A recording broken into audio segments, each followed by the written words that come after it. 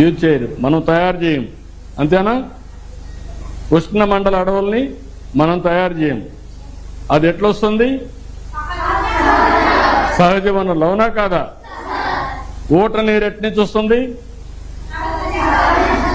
అడవిలో ఉంటాయి, పారుతానే ఉంటుంది. ఎట్లొస్తుంది అది? ఓకే.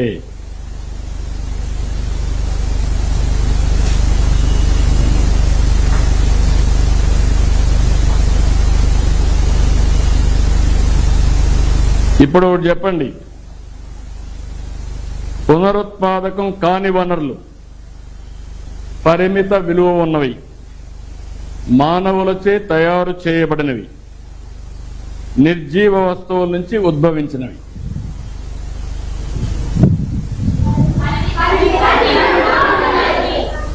పరిమిత. ఓకే.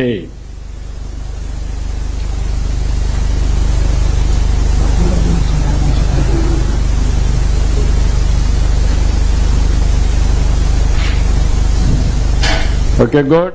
ఇప్పుడు మీరేమైనా చెప్పాలంటే చెప్పండి నాకు. పేటెంట్ అంటే ఏంటి? పేటెంట్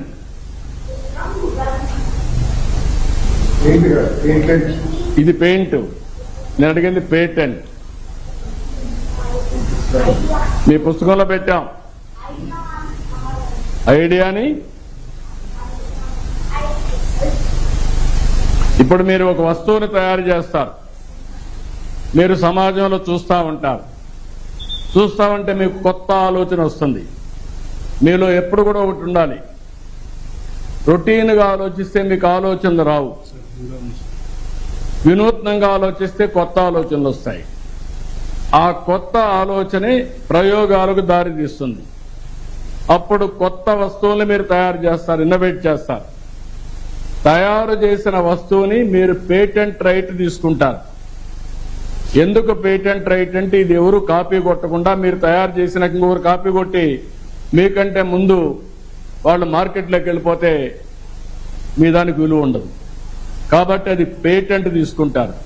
ఆ పేటెంట్ తీసుకుంటే దాన్ని ఎవరు డూప్లికేట్ చేయడానికి వీలు లేదు, అది మీకే ఉంటుంది.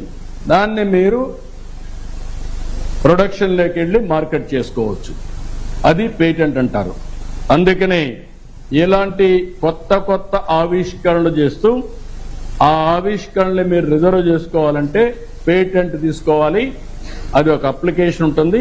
అవన్నీ మళ్ళీ మీకు ఎక్స్ప్లెయిన్ చేస్తారు. ఇక్కడ ఉండేవాళ్ళు ఏం కావాలనుకుంటున్నారు మీరంతా?